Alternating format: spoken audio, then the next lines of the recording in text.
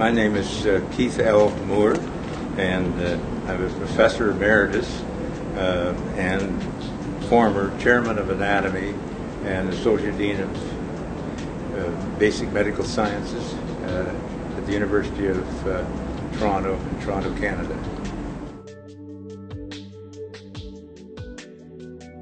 I did these notes for the students because there wasn't in any embryology book at that time.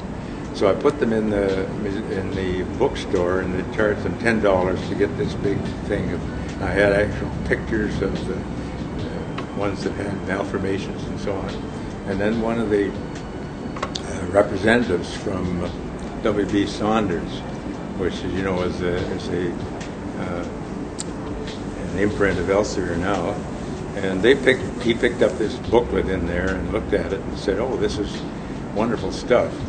And he came down to me and he said, "Well, you should try to get that published." And I said, "Well, I didn't do it for that, but I said it would be a nice idea." So I wrote a chapter in the way it would be and sent it down. And about 3 weeks later, I got talked to the editor-in-chief, and I started to do the book. It took me about 3 years to write the book.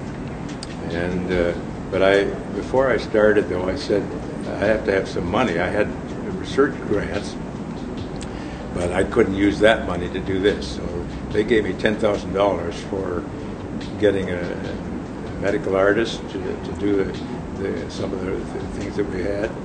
And so then I told the dean that I was going to do this, and he gave me $10,000. In those days, there's $20,000. It was a fair bit to get going, to get all the pictures that I had. And I worked very closely with the hospital. It was just right across where I was. And I used to, when they would see something unusual and when they were doing the surgery or whatever, they'd call me in, and I'd go in and look at it and tell them what the problem was and so on.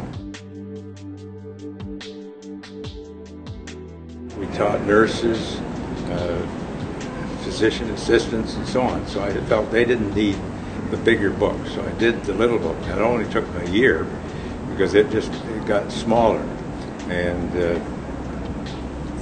so that was very successful too, and it still is, although the medical students would see the big book, and that's what they would recommend. But when they got to go for an exam, they soon learned that they could take the little book, which was like a Reader's Digest. They could, on a weekend, they could study all they'd need to know to pass the exam. So actually, they end up buying both. I think it's been a very good experience. As to say, my first book was in 1973, and that was immediately very popular, and that's why they kept letting me. If any time I had an idea to write a book, I did it, and so I think it's been helpful to people, especially people come up to me all over the world, and I've been to practically every place in this world because they invite you to go there and talk, and so that makes me feel good that I've been able to help them teach in a better way. Because if you're a student, that's where I started. When I was doing that, they wouldn't tell you why you were doing all this anatomy or embryology and so on. And I said, well, I want to know why we're learning that. So that's where I could go to the hospital. I was working over there, and so that changed the way we taught embryology, but also anatomy. Muhammad could not have known these facts about human development in the 7th century because most of them were not discovered until the 20th century.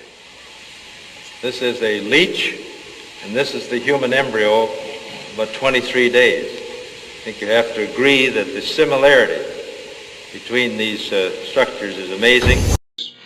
Consequently, as far as we know, until the revelations in the Quran, man was relatively ignorant about his reproduction and development. It was not until the invention of the microscope in the 17th century that any significantly new information was added to the field of embryology. Also, the early human embryo is of such a minute size that detailed studies would have been impossible without the microscope. In the very early stages of human development, the first few days, it's so small that you could just barely see it. In other words, it's about the size of a period at the end of a sentence. And you could realize how, without our modern microscopes, you would not be able to see any of those details of the early stages. Now, as far as we know from the history of embryology, little was known about the staging and classification of human embryos until the last 100 years, as I've just mentioned. Moreover, the Quranic terminology fulfills the principles for nomenclature and terminology. For this reason, the descriptions of human embryos in the Quran cannot be based on scientific knowledge in the 7th century. The only reasonable conclusion is that these descriptions were revealed to Muhammad, peace be upon him, by God. He could not have known such details because he was an illiterate man. He was not a scientist or an embryology, and he did not have scientific training. Now, the conclusions of this study are that the terms which have been used in the Quran are very descriptive of developments which occur in the various stages, and they describe these events in their chronological order.